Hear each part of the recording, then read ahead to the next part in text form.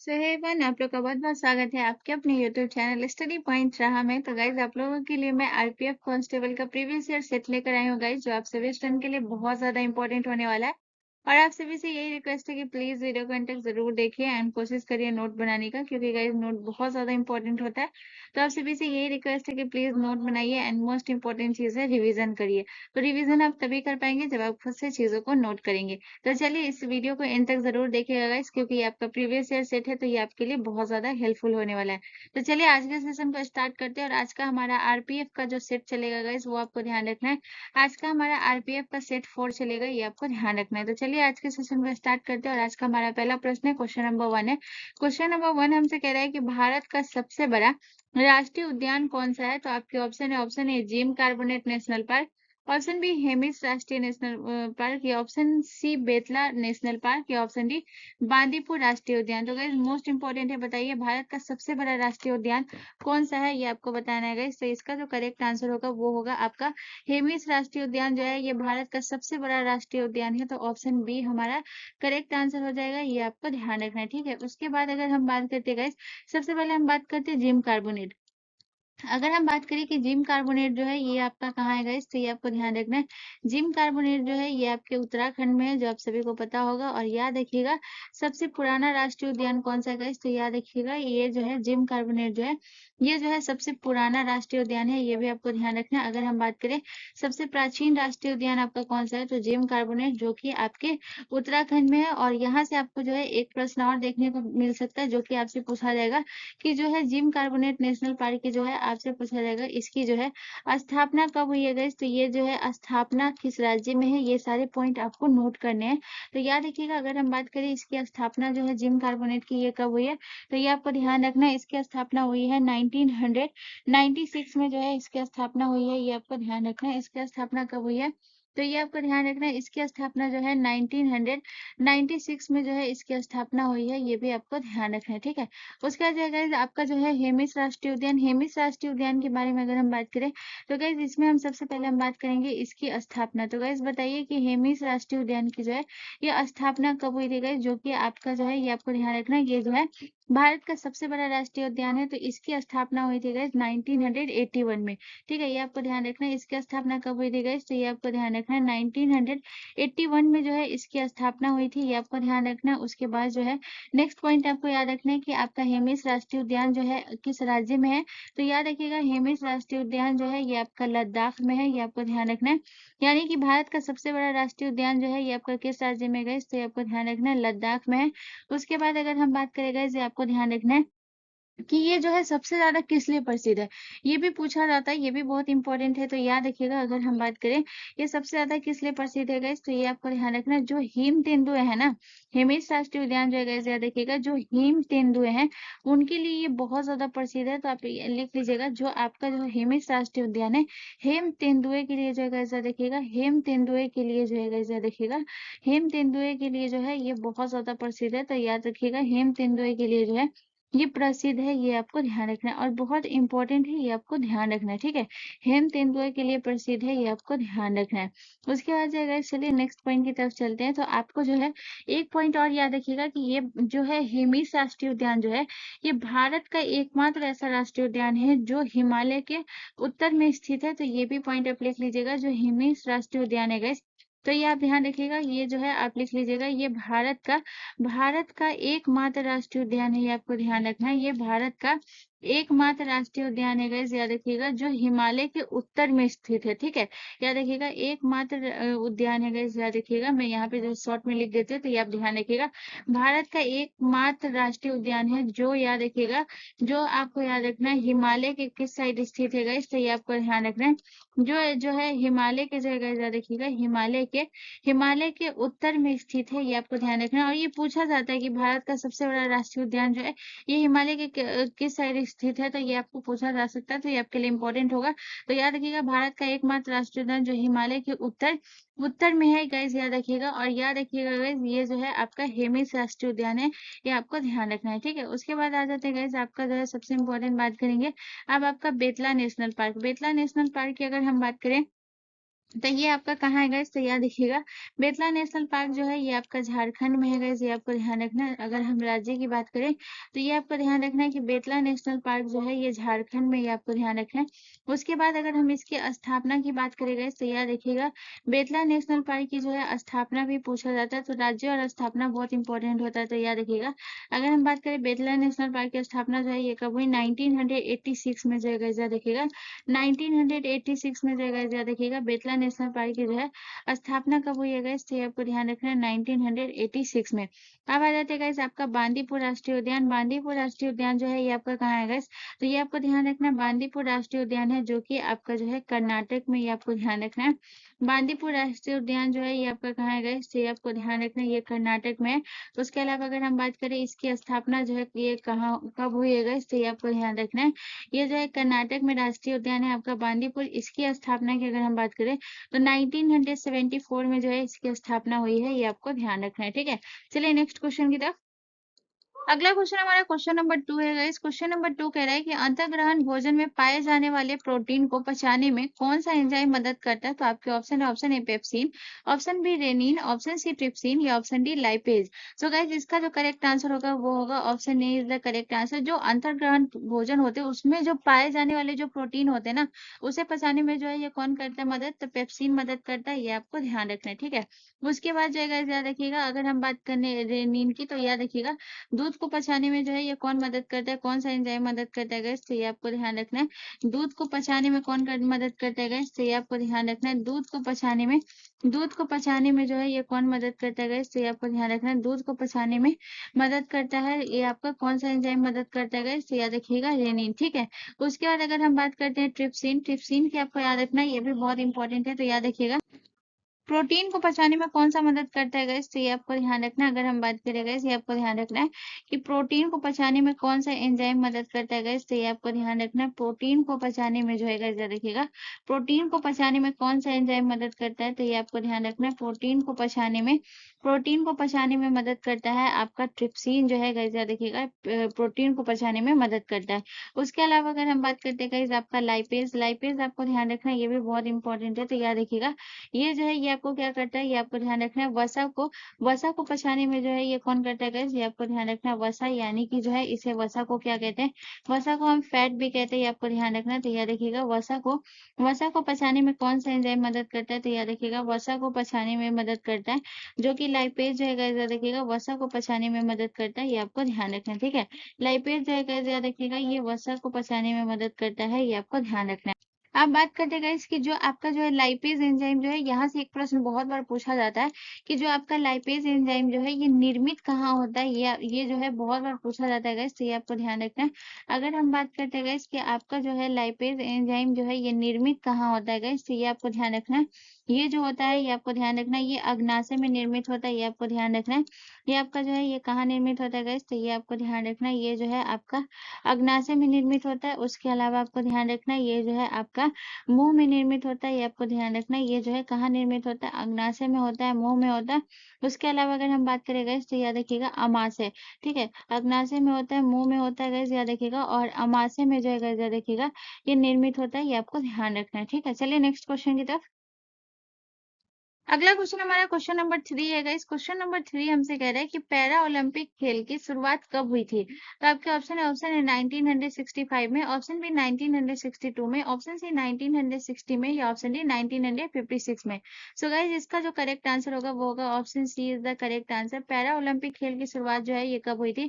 1960 में जो है पैरा ओलंपिक खेल की शुरुआत हुई थी। और अगर हम बात करें कि 1960 में जो पैरा ओलंपिक खेल की शुरुआत हुई थी ये कहाँ हुई थी गाइस, तो ये आपको ध्यान रखना है, ये रोम में हुआ था, ये आपको ध्यान रखना है, ठीक है। अब यहाँ से जो है कुछ इंपॉर्टेंट पॉइंट एक एक करके हम बात करेंगे। सबसे पहले अगर हम बात करें गाइस कि जो है पैरा ओलंपिक जो खेल हुई थी इसको जो है इसकी जो है शुरुआत किसने की थी गाइस, तो यहाँ पे अगर हम बात करें गाइस याद रखिएगा अगर हम बात करें इसकी शुरुआत तो है 1900 जो है 60 में हुई थी, ये आपको ध्यान रखना है। लेकिन अगर हम बात करें कि इसकी शुरुआत जो है ये किसने की थी गाइस, इसका श्रेय किसको जाता है, तो याद रखिएगा इसका श्रेय जो है ये आपको ध्यान रखना है, इसका श्रेय किसको जाता है? तो याद रखिएगा ये लुडविग गुटमैन को, ठीक है? ये आपको ध्यान रखना है, इसका श्रेय जो है ये किसको जाता है गाइस? तो ये आपको ध्यान रखना है, इसका श्रेय जो है ये लुडविग को जाता है, ये आपको ध्यान रखना है, ठीक है?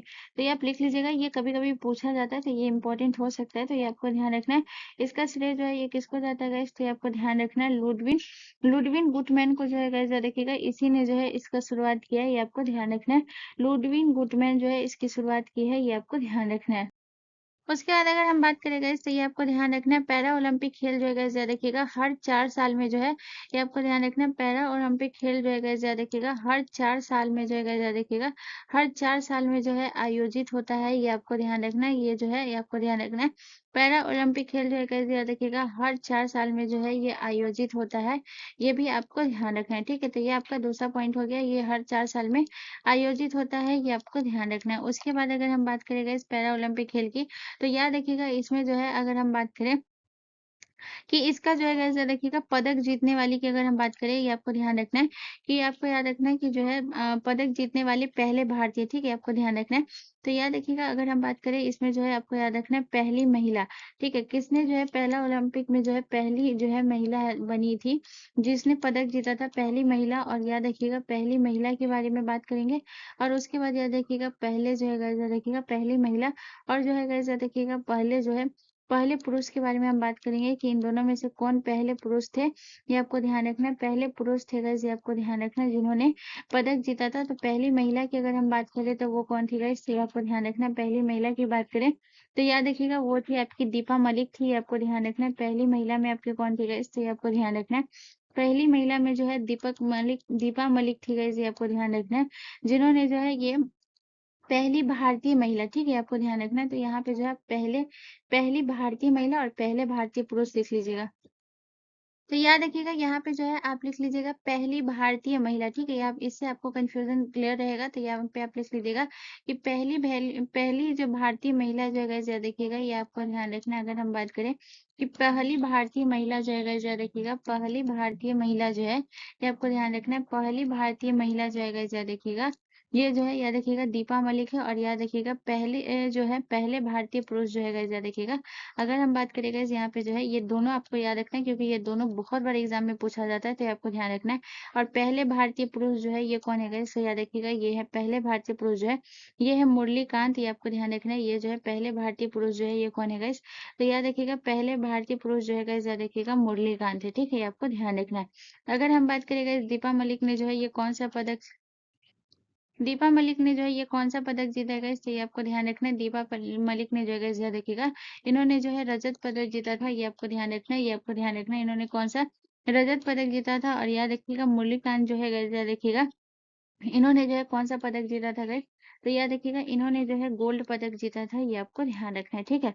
उसके बाद बात करते हैं गाइस यहाँ पे जो है एक प्रश्न और पूछा जाता है जो कि बहुत ज़्यादा इम्पोर्टेंट है, तो ये आपको जो है स्टार लगा के ये ध्यान रखना है। अगर हम बात करें कि जो है प्रथम शीतकालीन जो है पैरा ओलंपिक खेल जो है ये कब आयोजित हुआ था, ये पूछा जाता है गाइस, तो ये आपको ध्यान रखना है। अगर हम बात करें ये आपको ध्यान रखना है कि प्रथम शीतकालीन, ठीक है? आपको ध्यान रखना है प्रथम शीतकालीन जो है गाइस याद रखिएगा। अगर हम बात करें गाइस ये आपको ध्यान रखना है कि प्रथम शीतकालीन जो पहला ओलंपिक जो है गाइस याद रखिएगा प्रथम शीतकालीन खेल जो है गाइस याद रखिएगा पैरा ओलंपिक है, ये आपको ध्यान रखना है। ये जो है ये कब आयोजित हुआ है, तो याद रखिएगा ये हुआ है 1976 में हुआ था, ये आपको ध्यान रखना है। ये कब हुआ था, 1976 में हुआ था। और याद रखिएगा ये कहाँ हुआ था गाइस, तो ये आपको ध्यान रखना है। ये हुआ था स्वीडन में हुआ था, ये आपको ध्यान रखना है। ये कहाँ हुआ था, स्वीडन में, ठीक है? चलिए नेक्स्ट क्वेश्चन की तरफ। अगला क्वेश्चन हमारा क्वेश्चन नंबर 4 है गाइस। क्वेश्चन नंबर 4 कह रहा है कि ट्रेकोमा नामक रोग से शरीर का कौन सा अंग प्रभावित होता है। तो आपके ऑप्शन है, option A liver, option B श्वसन प्रणाली, ऑप्शन सी आंख, या ऑप्शन डी छोटी आंत। सो गाइस इसका जो करेक्ट आंसर होगा वो होगा option C is the correct answer. Trachoma नामक रोग जो है ये शरीर का कौन सा अंग प्रभावित होता है गाइस, तो आंख प्रभावित होता है। तो ऑप्शन सी हमारा करेक्ट आंसर हो जाएगा, ठीक है? उसके बाद अगर हम बात करते हैं गाइस ट्रेकोमा नामक जो रोग है गाइस, अगर हम ट्रेकोमा की बात करें तो ये आपको ध्यान रखना है ये किसके कारण होता है गाइस, तो ये आपको ध्यान रखना है ये जो है जीवाणु के कारण होता है। ये आपको ध्यान रखना है ये किसके कारण होता है गाइस, तो ये आपको ध्यान रखना है ये जो है जीवाणु के कारण होता है, ये आपको ध्यान रखना है। और अगर हम बात करते हैं कि ये किस जीवाणु के कारण होता है गाइस, तो ये भी पूछा जाता है, तो ये भी आपको ध्यान रखना है। अगर हम बात करें कि ये जो है किस जीवाणु के कारण होता है, तो याद रखिएगा ये जो है कैलेमाइडिया ट्रैकोमैटिस के कारण जो है ये जो है इस ट्रैकोमा रोग होता है, ये आपको ध्यान रखना है। तो ये जो है जीवाणु का नाम याद रखिएगा, क्योंकि ये पूछा जाता है, तो ये आपको ध्यान रखना है। तो याद रखिएगा क्लेमाइडिया, ठीक है, ये आपको ध्यान रखना है। इस जीवाणु का नाम क्या है गाइस, तो ये आपको ध्यान रखना है। क्लेमाइडिया जो है गाइस याद रखिएगा, क्लेमाइडिया जो है गाइस याद रखिएगा, क्लेमाइडिया जो है गाइस याद रखिएगा, क्लेमाइडिया क्लेमाइडिया ट्रैकोमैटिस, ठीक है, ये आपको ध्यान रखना है। क्लेमाइडिया ट्रैकोमैटिस के कारण जो है गाइस देखिएगा, क्लेमाइडिया ट्रैको जो है गाइस देखिएगा, ट्रैकोमैटिस, ठीक है, आपको ध्यान रखना है। इसी के जीवाणु के कारण जो है गाइस देखिएगा इस ये जो है रोग होता है ट्रैकोमा। और ये बहुत इंपॉर्टेंट प्रश्न है, ये आपको ध्यान रखना है। ट्रैकोमैटिस रोग होता है, ये आपको ध्यान रखना है संक्रमण के कारण, ठीक है। उसके बाद अगर हम बात करते गए, आपको ध्यान रखना है कि जो आपका जो है, देखिए आपको ध्यान रखना है कि जो आपका जो है मलेरिया जो होता है, मलेरिया से कौन-सा अंग प्रभावित होता है? तो याद रखिएगा लीवर जो है, ये जो है किस रोग से प्रभावित होता है? तो याद रखिएगा मलेरिया से जो है कौन-सा अंग प्रभावित होता है? तो याद रखिएगा मलेरिया से जो है लीवर प्रभावित होता है, ये आपको ध्यान रखना है, ठीक है? उसके बाद चलिए ये आपको ध्यान रखना है। अगर अगर बात करें श्वसन प्रणाली की, तो ये आपको ध्यान रखना है, ये जो है ये किस रोग के कारण? तो याद रखिएगा फ्लू के कारण, ठीक है? फ्लू से जो है ये कौन-सा अंग प्रभावित होता है? तो याद रखिएगा फ्लू से जो है श्वसन प्रणाली प्रभावित होता है, ये आपको ध्यान रखना है। चलिए नेक्स्ट क्वेश्चन की तरफ। अगला क्वेश्चन हमारा क्वेश्चन नंबर 5 है गाइस। क्वेश्चन नंबर 5 कह रहा है कि निम्नलिखित में से किस तट से भारत का औसत समुद्र तल नापा जाता है? तो आपके ऑप्शन है, option A Visakhapatnam, option B Cochin, option C Chennai या option D Mumbai. So guys इसका जो करेक्ट आंसर होगा वो होगा option D is the correct answer. Mumbai से जो है गाइस देखिएगा भारत का औसत समुद्र तल जो मापा जाता है, ये मुंबई तट से मापा जाता है, तो ऑप्शन डी हमारा करेक्ट आंसर हो जाएगा। चलिए नेक्स्ट क्वेश्चन की तरफ। अगला क्वेश्चन हमारा क्वेश्चन नंबर 6 है गाइस। क्वेश्चन नंबर 6 हमसे कह रहा है कि भारत के प्रसिद्ध संगीतकार एस बालाचंद्रन का संबंध कौन से वाद्य यंत्र से है? तो आपको बताना है कि जो प्रसिद्ध संगीतकार एस बालचंद्रन जो है इधर देखिएगा, एस बालचंद्र जो है इनका संबंध किस वाद्य यंत्र से है? तो आपके ऑप्शन ऑप्शन है तबला से, ऑप्शन बी सरोद से, ऑप्शन सी वीणा से या ऑप्शन डी बांसुरी से। सो गाइस इसका जो करेक्ट आंसर होगा वो होगा ऑप्शन जो है आपका सी करेक्ट आंसर हो जाएगा। याद रखिएगा जो वीणा से संबंधित है ये कौन है? तो एस बालचंद्रन का संबंध जो है 21 वाद्य यंत्र से है, तो वीणा से संबंधित है, ये आपको ध्यान रखना है। उसके बाद अगर हम बात करें गाइस कि एस बालचंद्रन को जो गाइस देखिएगा इन्हें जो है पद्म याद रखिएगा इन्हें जो है पद्म भूषण से सम्मानित किया गया है, ये आपको ध्यान रखना है। एस बालचंद्रन को जो गाइस देखिएगा इन्हें जो है पद्म भूषण से सम्मानित किया गया था, ये आपको ध्यान रखना है। तो अगर हम बात करें कि एस बालचंद्रन को जो है ये पद्म भूषण से सम्मानित कब किया गया गाइस, तो ये आपको ध्यान रखना है। ये 1982 में जो गाइस देखिएगा 1982 में इन्हें पद्म भूषण से सम्मानित किया गया है, ये आपको ध्यान रखना है। चलिए उसके बाद अगर हम बात करते हैं वीणा की, अगर हम बात करें तो वीणा से और संबंधित कौन-कौन से व्यक्ति हैं जो कि वीणा से संबंधित है गाइस, तो ये आपको ध्यान रखना है। वीणा से आपको याद रखना है डॉक्टर एस राधा, ठीक है, ये आपको ध्यान रखना है। डॉक्टर एस राधा का संबंध जो है ये किस वाद्य यंत्र से है? तो ये आपको ध्यान रखना है डॉक्टर एस राधा का संबंध जो है गाइस ये देखिएगा ये किस वाद्य यंत्र से है? ये आपके वीणा से संबंधित है, ये आपको ध्यान रखना है डॉक्टर एस राधा।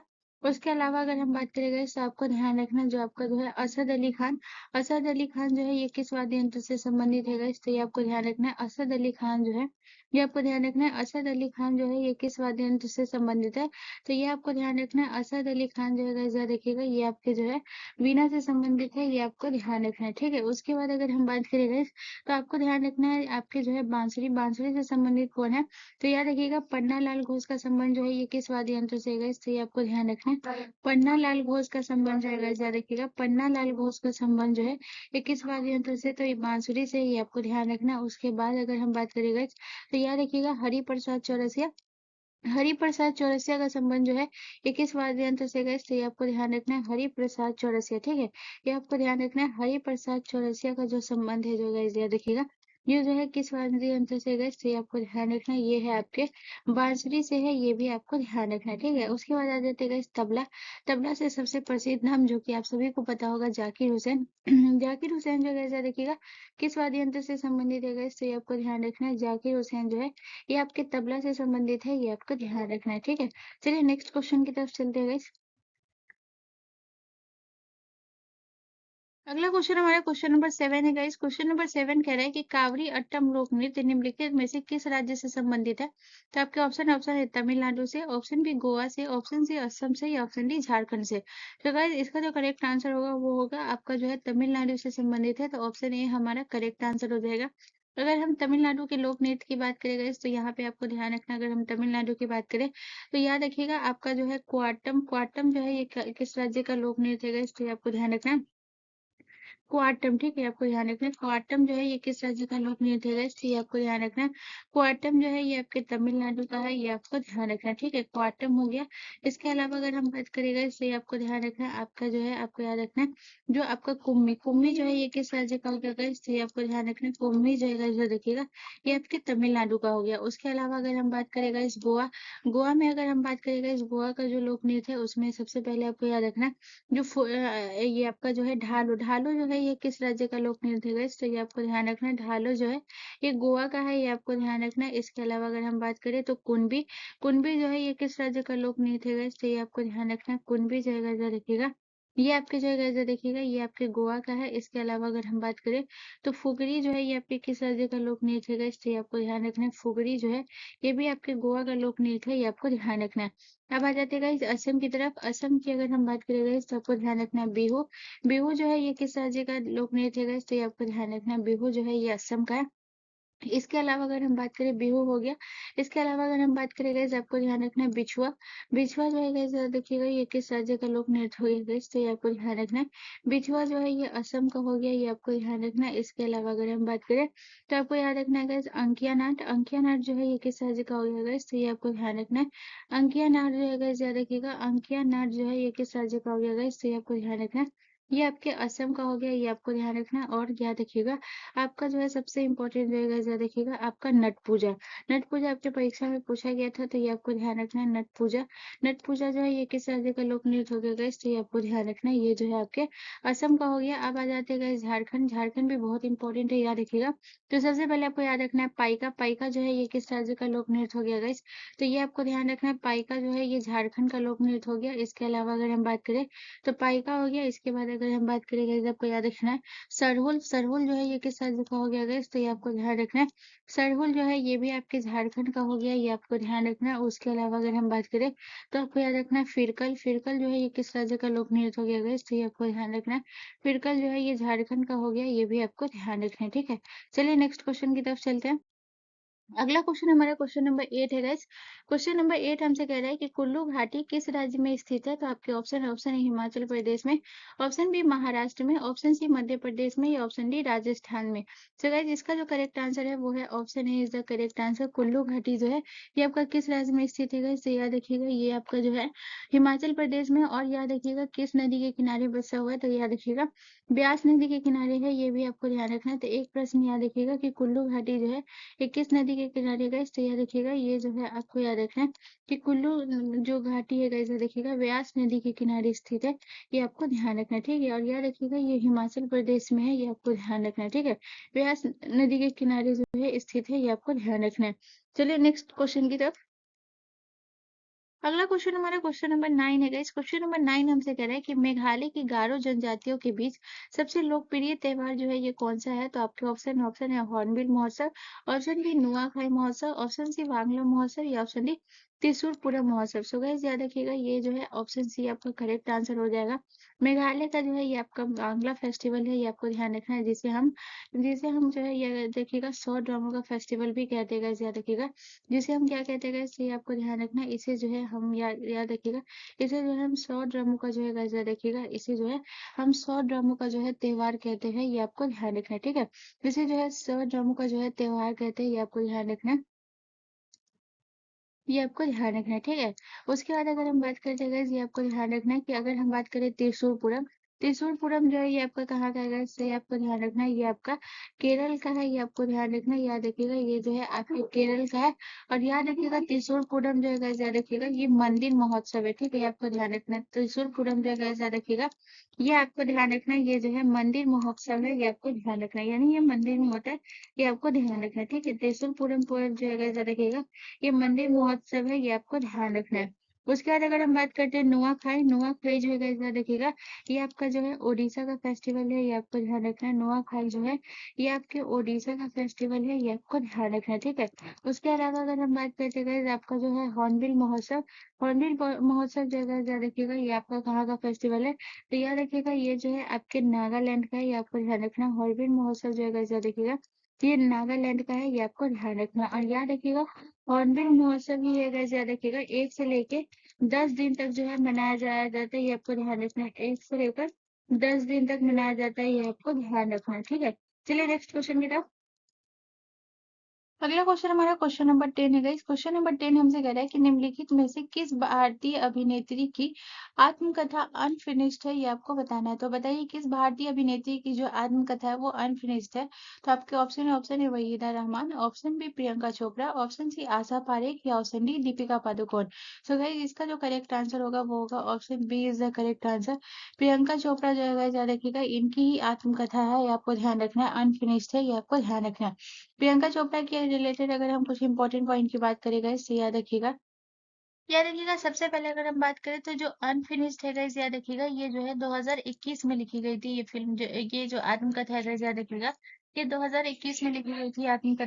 उसके बाद बात करें गाइस प्रियंका चोपड़ा, जो कि आपको याद रखना है 2000 में जो है गाइस याद रखिएगा, 2000 में जो है ये मिस वर्ल्ड रह चुकी है, ये आपको ध्यान रखना है। प्रियंका चोपड़ा जो है गाइस याद रखिएगा, 2000 में जो है गाइस याद रखिएगा, ये जो है आपकी मिस वर्ल्ड बन चुकी है, ये आपको ध्यान रखना है, ठीक है। उसके बाद अगर हम बात करें गाइस, तो इन्हें जो है आपको याद रखना है, इनके पुरस्कार जो है एक याद रखिएगा, प्रियंका चोपड़ा की जो है एक पुरस्कार याद रखिएगा, इनको जो है गाइस याद रखिएगा 5 जो है फ़िल्म फेयर अवार्ड मिला है, ये आपको ध्यान रखना है। अगर हम बात करें प्रियंका चोपड़ा की गाइस तो याद रखिएगा, इन्हें जो है गाइस याद रखिएगा, प्रियंका चोपड़ा को जो है गाइस याद रखिएगा 5 जो है गाइस याद रखिएगा फ़िल्म फेयर अवार्ड मिला हुआ है, ये आपको ध्यान रखना है। प्रियंका चोपड़ा को जो है गाइस याद रखिएगा, इन्हें जो है 5 फ़िल्म फेयर जो है अवार्ड मिला हुआ है, ये आपको ध्यान रखना है, ठीक है। उसके अलावा जो है गाइस याद रखिएगा, इन्हें जो है गाइस याद रखिएगा 2016 में जो है गाइस याद रखिएगा, प्रियंका चोपड़ा को जो है गाइस याद रखिएगा 2000 जो है 16 में गाइस याद रखिएगा, इन्हें जो है पद्मश्री से भी सम्मानित किया गया है, ये आपको ध्यान रखना है। अगर हम प्रियंका चोपड़ा की बात करें तो याद रखिएगा 2016 में जो है इन्हें पद्मश्री से सम्मानित किया गया है, ये भी आपको ध्यान रखना है। चलिए नेक्स्ट क्वेश्चन की तरफ।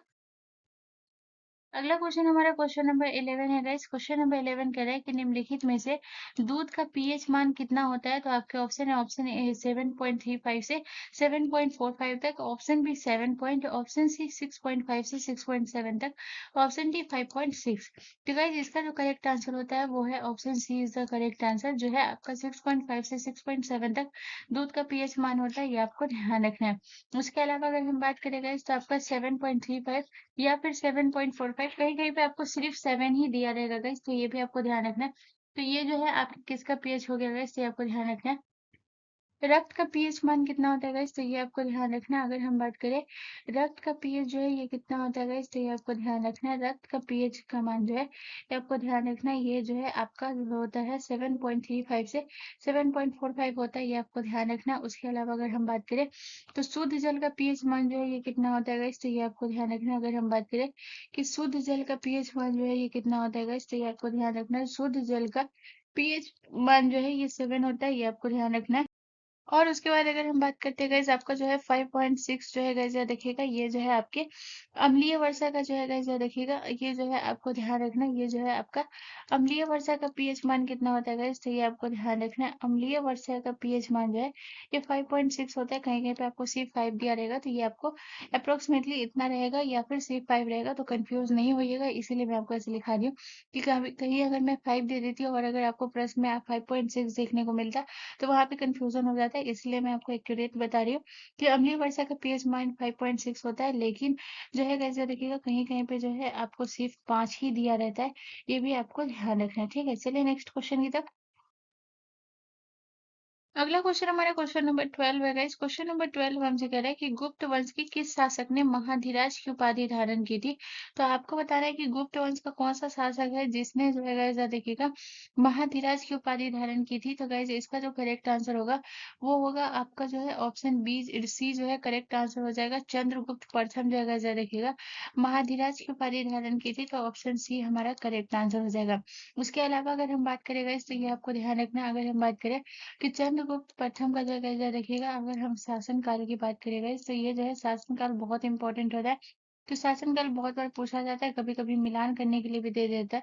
तो ये आपको ध्यान रखना है। तो जो है आपका चंद्रगुप्त प्रथम का जो शासन काल था, वो 320 से लेकर 335 ईसा पूर्व था। ये आपको ध्यान रखना है।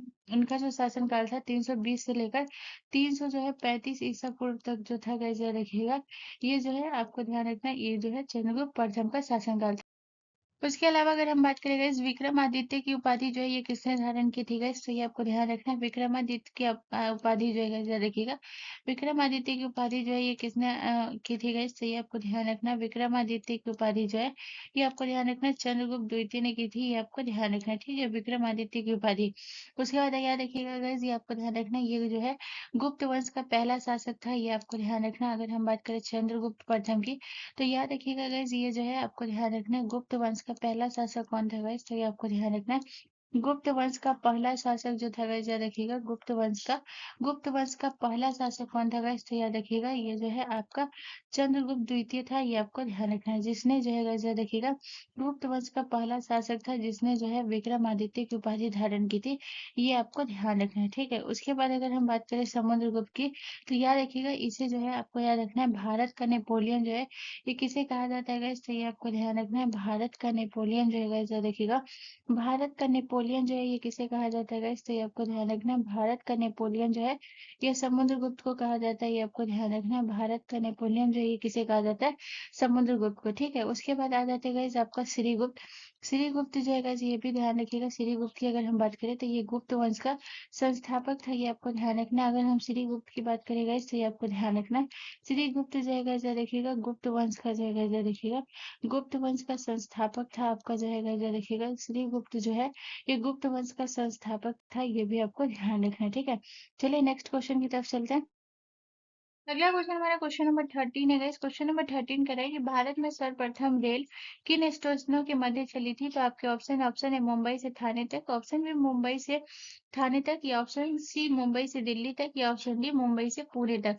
तो गाइस इसका जो करेक्ट आंसर होगा वो होगा option B is the correct answer. Mumbai से थाने तक जो है गाइस देखिएगा, जो सर्वप्रथम रेल जो है ये किन दो स्टेशनों के मध्य चली थी, तो याद रखिएगा मुंबई से थाने के बीच चली थी।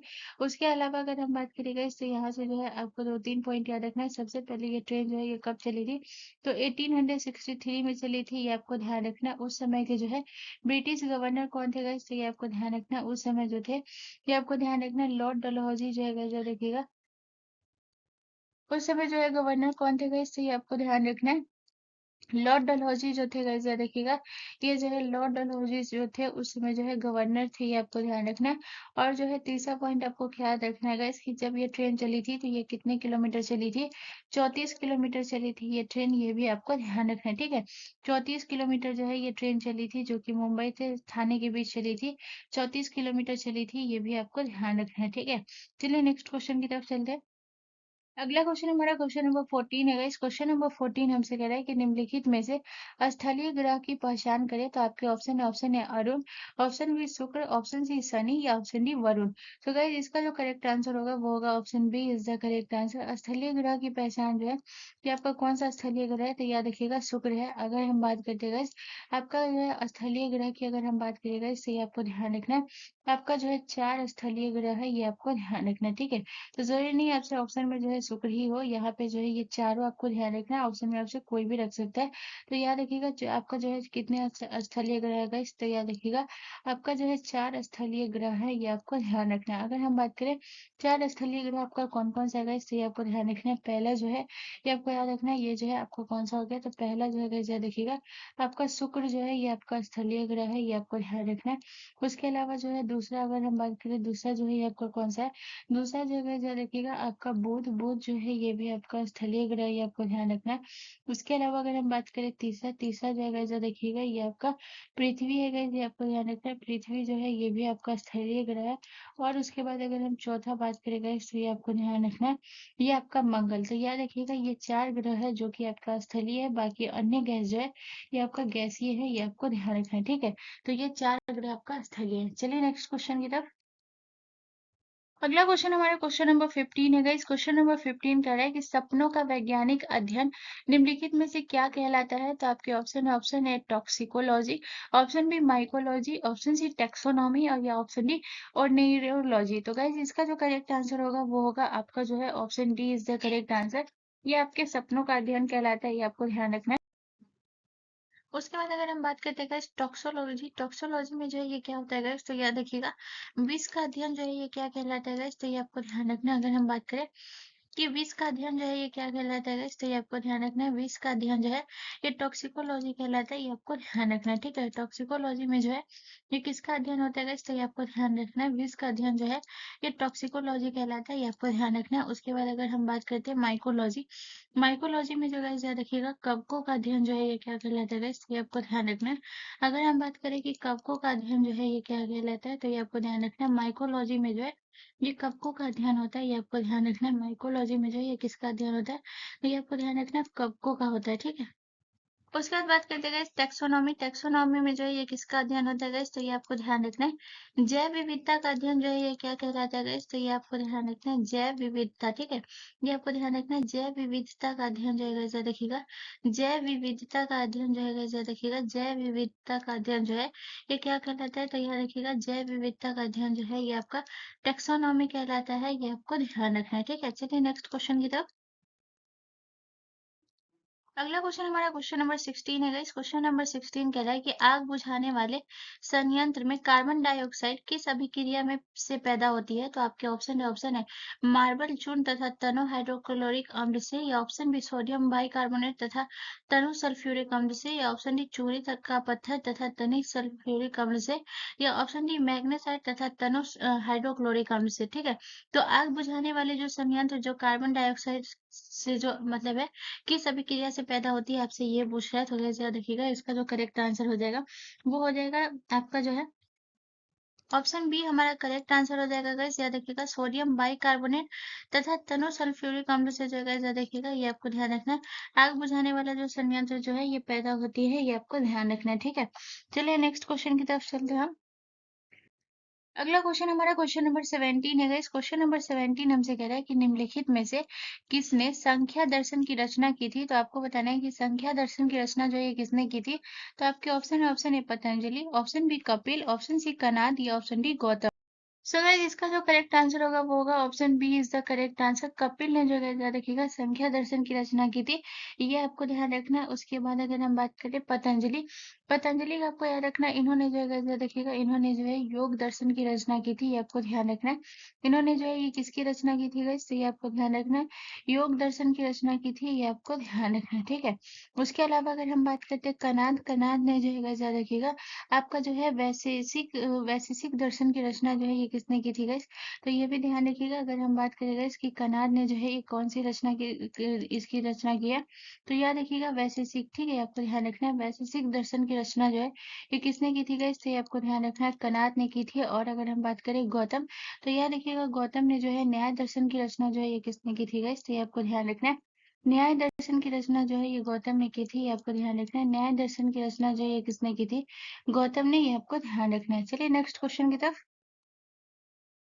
अगला क्वेश्चन हमारा क्वेश्चन नंबर 18 है गाइस। क्वेश्चन नंबर 18 कह रहा है कि मनुष्य के उपयोग के लिए कार्बनिक भोजन को बेहतर क्यों बनाया जाता है? तो आपके ऑप्शन है यह रसायनों और उर्वरकों पर निर्भर करता है, ऑप्शन बी इसे खरीदना बहुत महंगा होता है, या ऑप्शन डी इसे कांच हाउस वायुरुद्ध परिवेश में उगाया जाता है, या ऑप्शन डी इसे रसायनों के सिंथेटिक कीटनाशक का प्रयोग करके इसे उगाया प्रयोग किए बिना जो है इसे उगाया जाता है। तो ये जो है कार्बनिक भोजन को क्यों बेहतर बताया गया, क्योंकि इसमें जो रसायन जो भी सिंथेटिक कीटनाशक जो होता है इसका प्रयोग किए बिना जो है इसे उगाया जाता है, इसलिए मानव के उपयोग के लिए ये जो है इसे बेहतर माना जाता है। तो ऑप्शन डी हमारा करेक्ट आंसर हो जाएगा, ये आपको ध्यान रखना है। ठीक है, ये जो है उपयुक्त हो जाएगा। चलिए नेक्स्ट क्वेश्चन की तरफ। अगला क्वेश्चन हमारा क्वेश्चन नंबर 19 है गाइस। क्वेश्चन नंबर 19 कह रहा है कि भारत में हाथी परियोजना की शुरुआत कब हुई थी? तो आपके ऑप्शन है 1972 में, ऑप्शन बी 1992 में, ऑप्शन डी 1973 में या ऑप्शन डी 1985 में। तो गाइस इसका जो करेक्ट आंसर होगा वो होगा ऑप्शन बी हमारा करेक्ट आंसर हो जाएगा। भारत में हाथी परियोजना की शुरुआत जो है ये 1992 में हुई थी, तो ऑप्शन बी हमारा करेक्ट आंसर हो जाएगा। और याद रखिएगा सबसे पहले जो है ये किस राज्य में जो है इसकी शुरुआत हुई थी? तो ये आपको ध्यान रखना है, सबसे पहले जो शुरुआत हुई थी ये झारखंड में जो है इसकी शुरुआत सबसे पहले हुई थी, ये आपको ध्यान रखना है, ठीक है?